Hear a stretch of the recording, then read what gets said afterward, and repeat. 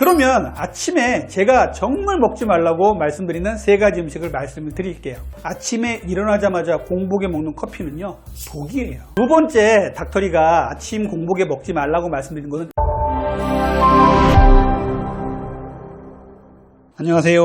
다이어트 멘토 분당 닥터리 가정의학과 원장 이진복입니다. 오늘의 주제는요, 빵과 커피를 아침에 먹으면 정말 최악의 아침 식사가 됩니다 라는 주제로 말씀을 드리겠습니다. 제가 이전에 빵하고 오렌지 주스 얘기는 했는데 빵과 커피까지 얘기하는 건 이번이 처음이죠. 아침에 바삭하게 구운 빵에다가 딸기잼을 발라서 커피와 함께 같이 먹으면 참 맛있겠죠.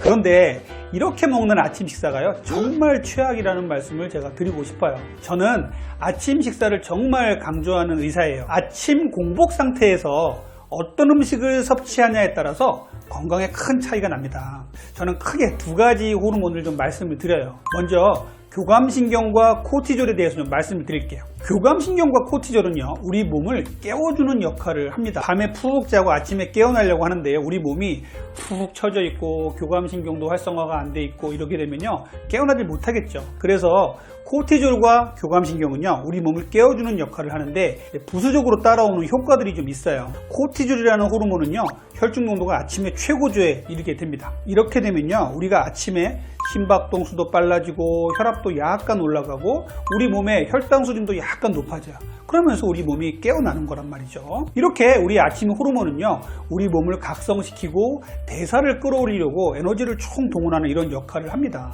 이때 우리가 몸을 자극하는 행동을 한다면 어떻게 될까요? 그러면 우리 몸이 더 깜짝 놀라게 될 수 있고 더 자극이 되겠죠. 이렇게 우리 몸을 억지로 깨우려고 이런 행동들을 하고 있는 현대인들이 너무나 많습니다. 아침에는요, 이 코티졸과 교감신경을 너무 과도하게 흥분시키게 하는 것들이 안 좋아요. 이런 호르몬들이 우리를 깨워주는 건 자연스러운 거지만요, 억지로 끌어올리다 보면요, 우리 몸이 점점 문제가 생길 수 있습니다. 자, 2번째 제가 말씀드리는 호르몬은 인슐린이에요. 밤사이에 우리는 아무것도 먹지 않게 되니까 포도당이 올라가지 않아서 잔잔하게 되고요, 덩달아서 인슐린 레벨도 포도당이 안 들어오니까 잔잔하고 췌장이 푹 쉬게 돼요. 이렇게 잔잔한데 인슐린과 혈당 수준을 갑자기 올리게 되면 어떻게 될까요? 잔잔한 호숫가에다가 그냥 조그만 돌을 던지는 게 아니라요, 정말 커다란 바위덩이를 던지는 거하고 똑같이 됩니다. 이렇게 되면요, 우리의 대사가 엉망진창이 되는 거예요. 그래서 아침에는요, 이렇게 코티졸과 교감신경, 인슐린 레벨이 정말 중요한 것이에요. 자, 그러면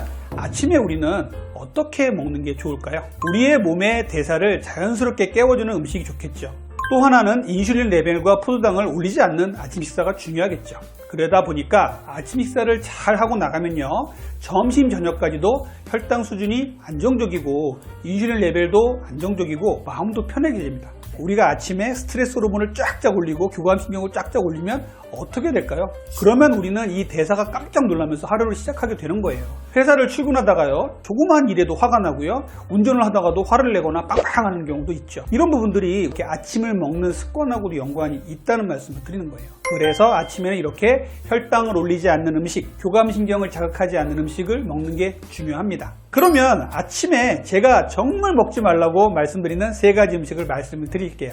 첫 번째는요, 커피예요. 우리 현대인들은요, 일어나자마자 커피를 달고 사는 사람들이 너무나 많습니다. 정말 안 좋은 습관이에요. 저는 커피에 대해서 좀 관대한 의사이긴 해요. 저 자신이 커피를 좋아하거든요. 잠을 깨워야 되니까 아침에 커피를 먹을 수밖에 없어요, 이런 말씀 하시는 분들 너무나 많은데요, 아침에 일어나자마자 공복에 먹는 커피는요, 독이에요. 다이어트도 힘든데 커피까지 끊으라고요? 이제 무슨 낙에 사나, 이런 분들 계신데요, 커피는 다른 때 드시면 됩니다. 공복에 먹지 말란 말이에요. 제가 앞에서도 말씀드렸듯이 우리가 깨어나면요, 이 교감신경과 코티졸이 쫙쫙 올라가고 있는 상황인데 여기다 커피를 빈속에 퍼부어요. 그러면은요, 심박동수도 올라가고 혈당도 올라가고 난리가 납니다. 맹수에게 쫓기고 있는 몸이 된다고 생각하시면 돼요. 그런데 우리는 이 아침에 공복에 커피를 먹는 것을 무슨 의식 치르듯이 매일매일 아침에 반복하고 있는 사람들이 너무나 많습니다. 꼭 커피를 먹어야 된다면요, 식후에 출근해서 9시, 10시쯤 드시는 커피는 괜찮아요. 일어나자마자 커피를 드시게 되면요, 우리 몸이 정말 교감신경과 코티졸을 더 많이 증폭시키면서 엉망진창이 됩니다. 이런 부분 꼭 기억을 해 주셔야 됩니다.